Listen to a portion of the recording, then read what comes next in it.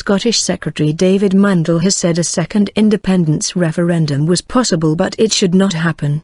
The Tory MP said he dreaded a second ballot because it would be seriously unpleasant, but he was confident the vote would support staying in the UK. Earlier this week, UK Defence Secretary Michael Fallon said the SNP should forget about a second referendum. He would not be drawn on reports he had suggested the UK government would block a vote. Scottish First Minister Nicola Sturgeon has said another independence referendum was increasingly likely in the wake of the Brexit vote, but she would need the UK government's permission in order to hold a second legally binding vote. "I'm not feart of another referendum, as Nicola Sturgeon likes to suggest, because I think it is pretty clear the outcome would be the same." David Mundell, Scottish Secretary. In an interview on BBC Scotland's Sunday Politics, Mr Mundell was asked several times if the UK government would block Scottish government plans for a second referendum.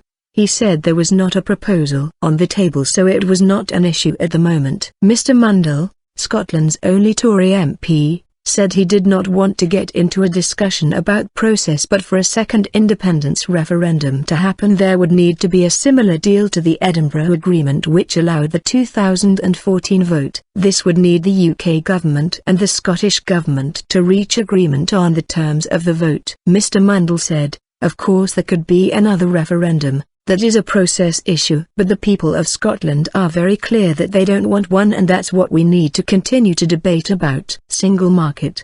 He added, "I'm not feart of another referendum, as Nicola Sturgeon likes to suggest, because I think it is pretty clear the outcome would be the same, but I dread it because I think it would be a divisive and seriously unpleasant event which would set Scot against Scot, and I don't think people want to see that." Mr Mundell said, "What people want to see is the two governments working together to get the best deal for Scotland and the rest of the UK as we leave the European Union."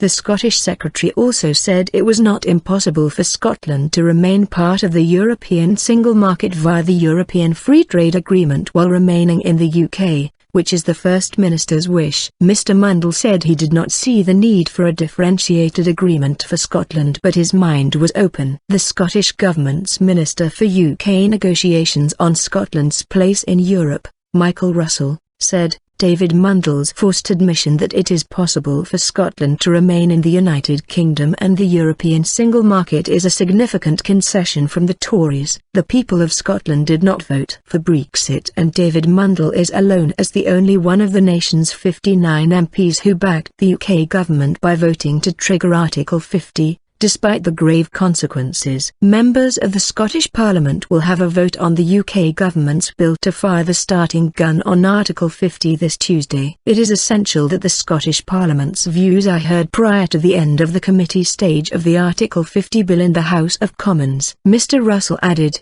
"The Scottish Government remains intent on pursuing all possible options to maintain Scotland's place in the European single market and, given that a material constitutional change has occurred since 2014, the option of independence must remain on the table." David Mundell twisted and turned when repeatedly asked if he would block an independence referendum, but the Tory leadership must realise that it is the people of Scotland, not them, who have the right to choose. Without that option, Scotland would have to accept whatever decisions the UK government makes, no matter how reckless and damaging they are to Scotland's interests.